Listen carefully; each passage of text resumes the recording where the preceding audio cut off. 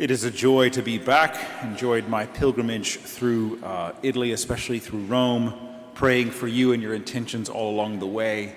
I know you were praying for us. Prayed especially, there's a relic of St. Mary Magdalene in Rome. It's her left foot, the first foot to enter the empty tomb.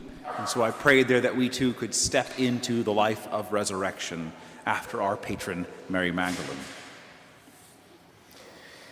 The big church. When a small town has multiple churches, I often hear that phrase among the local people, the big church. Especially in Acadiana, that tends to be the largest of the 2 or 3 Catholic churches in the area. And usually the big church is not only physically imposing, it's got a long history and a lot of people and a lot of stuff going on. In Abbeville, we are the big church. Which makes sense. Look at this place. Big and beautiful, historic, lots of people. Thanks to your generosity and the generosity of your ancestors, this church does have a lot going on. Classes, Bible studies, retreats and sacraments, service to the poor, a whole center dedicated to that, a K through 12 school, and even a good bit of fun. At the same time, however, there is one thing a big church like ours often faces: false perceptions. Like any big institution, people tend to assume there's plenty of money and plenty of help and plenty of stability. All the time I run across people, even other priests, who assume St. Mary Magdalene is flush with cash and running smoothly, like we've always got plenty of elbow room. We don't.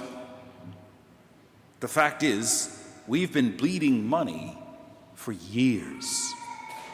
I published the annual report about this time last year, showing a loss of $60,000 for the prior fiscal year.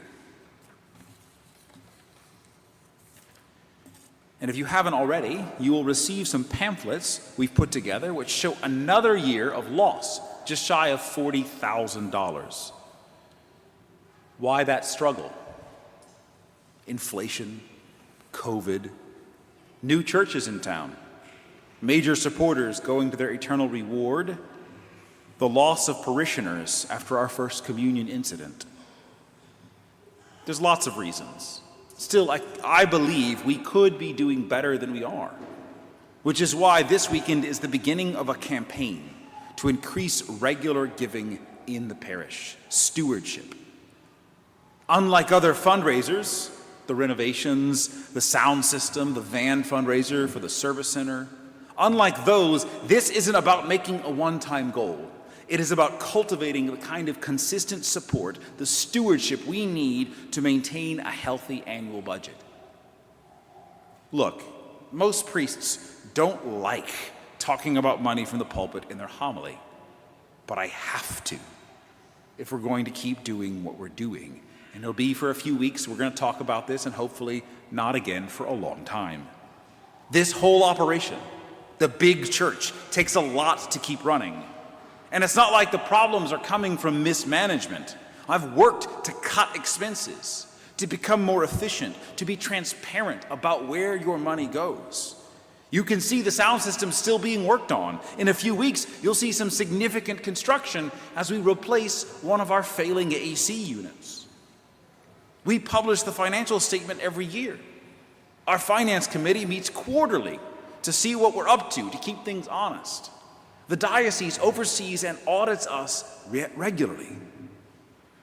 The money is not being wasted or lost or stolen.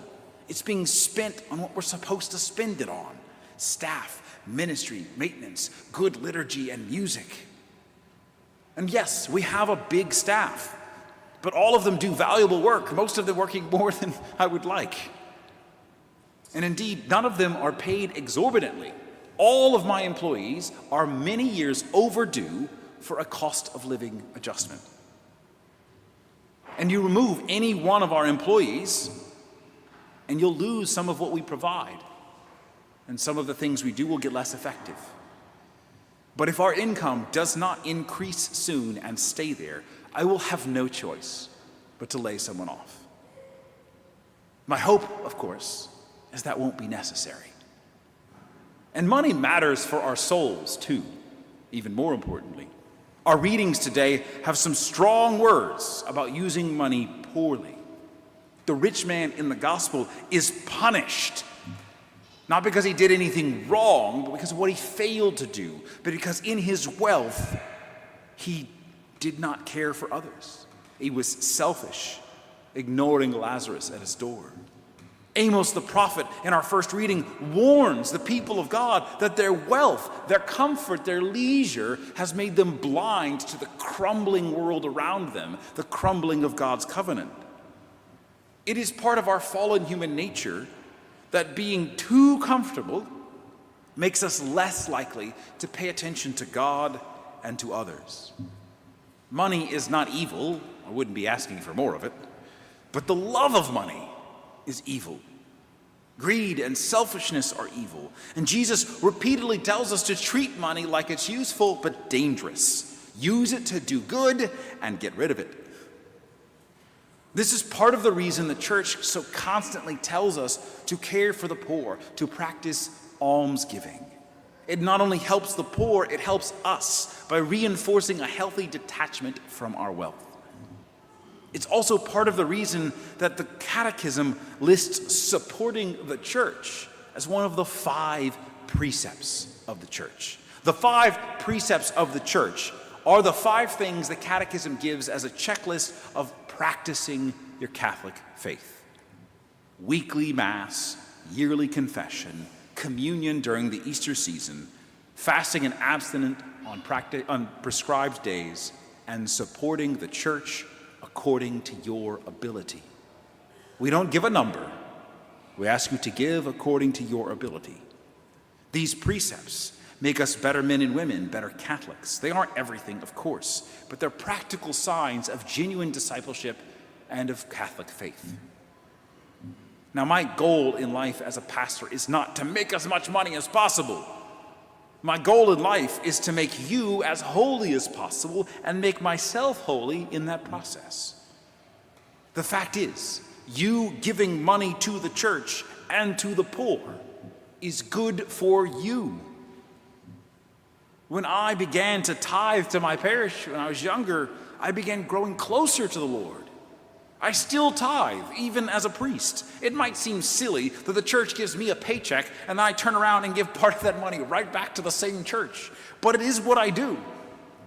Though it would be simpler to just pay me less and not tithe, that would deprive me of the chance to make the choice to give, which is good for me.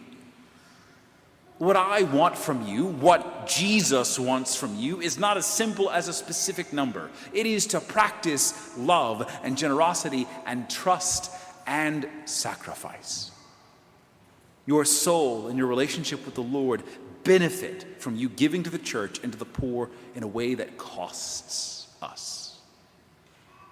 Now look, I do not want anyone to go into debt to try to pay the church's bills. If you truly can only manage a couple of bucks a week, okay. You are welcome to attend Mass, to receive the sacraments, even if you give nothing. Still, based on the number of people active in this parish, we ought to be doing better than we are. Smaller parishes are turning out more with their collections. Now, it might be more fun for people to only give to specific campaigns and things, like the sound system. But it is, in fact, holier, humbler, and more loving to simply support the parish as a whole, no strings attached. For our part, we will be honest and transparent so that you can trust us in what we're doing with that. The hope here is to help all parishioners make a consistent habit of supporting the church at the level they can afford. And perhaps you haven't updated your plan for giving to the church in a while, and now you could give more. Perhaps you never got in the habit of planning your gift at all. You might be one of those 30% of parishioners who only put in the basket whatever cash they happen to have on hand. Now, cash is fine, but I don't carry much myself, and so I wonder how well thought out that kind of giving is. So here's the invitation. Next weekend is our commitment weekend. We'll hear from some parishioners and then ask you to commit to an ongoing giving plan. Over the next week, prayerfully consider your financial situation. In faith, try to discern what percentage of your income you can give to the church every month. Make it doable, but at least a little bit of a sacrifice. Like maybe you cut back on a few streaming services, eat out a little less often, or reduce your shopping budget. For the sake of our parish, for your own spiritual benefit, please make supporting this parish a priority rather than an afterthought. Cash is good, of course, but bear in mind that using envelopes, even if you put the cash in the envelope, helps you to plan your giving, and it helps us to budget. Online giving is great because it is recurring, and you're less likely to forget, even if you happen to be traveling. Most banks have an automatic bill payment system that just sends a check every month when you tell them to at no cost. That's what I do. Ultimately, this isn't about looking good on paper, good numbers for the diocese. I don't care about that. It's about building God's kingdom in Abbeville, making our big church even bigger. Not physically, I'm not sure I want more buildings, but by providing more and more ways to draw people to God, to provide for the people who work for our parish a living wage so they can care for their own kids even as they give their life to building God's kingdom. Thank you again for what your generosity has done already. And may God abundantly bless us with the resources we need to build his kingdom in Abbeville and beyond.